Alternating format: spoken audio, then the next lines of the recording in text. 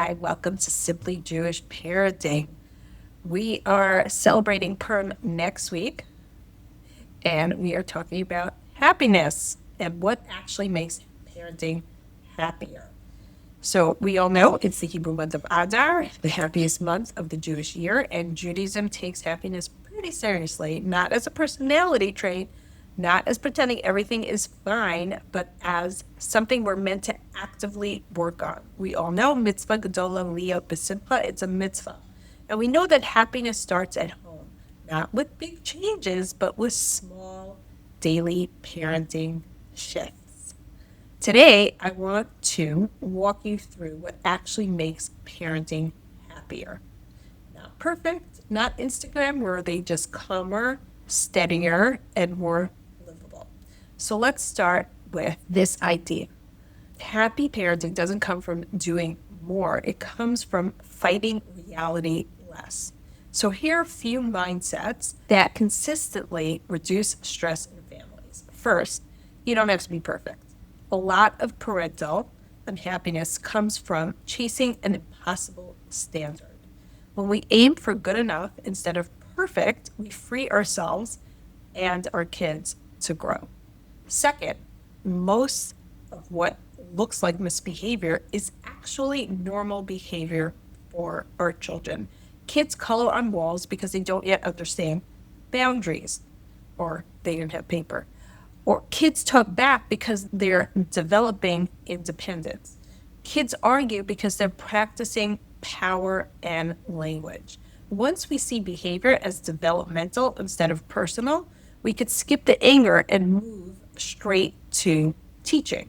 And that alone makes the home feel lighter. Third, kids need quantity time, not elaborate outings, not constant entertainment, just predictable moments of attention. Sitting together at dinner, being present during morning routines, reading before bedtime. When kids get attention proactively, they don't need to demand it through behavior or negative behavior. Fourth, we spoke about this a couple of weeks ago. Sleep matters more than we want to admit. Consistent bedtimes not just help kids, they help households. Well-rested families are calmer, more flexible, and more resilient. There's no parenting hack that replaces sleep. Fifth, kids feel safer when parents sound confident. When we turn instructions into questions, do you want to go to bed? Or can you stop jumping? We accidentally hand kids authority that they're not ready for. Clear, calm declarations of language actually reduce anxiety and pushback. We need to say, it's bedtime. Jumping needs to be stopped right now. Six, arguments are optional. Kids argue because it's normal. Parents don't have to join.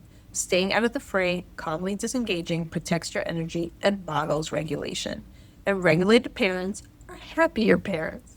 And finally, Jewish life itself is a happiness practice. Doing things with joy, Shabbos, songs, kindness, gives family meaning beyond logistics. Not every family connects in the same way, and that's okay. Joy grows where authenticity lives.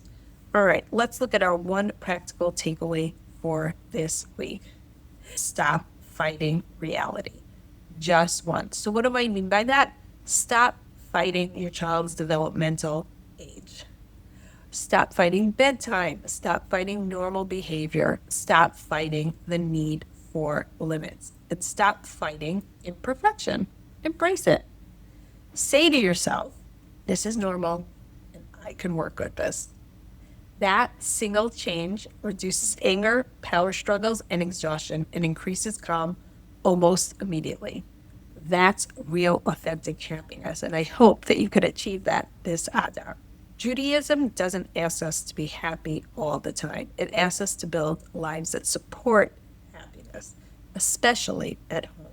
Wishing you an Adar filled with a little less pressure, a little more clarity, and a lot more compassion for your children and for yourself. Thanks for listening to Simply Jewish Parenting. See you next week.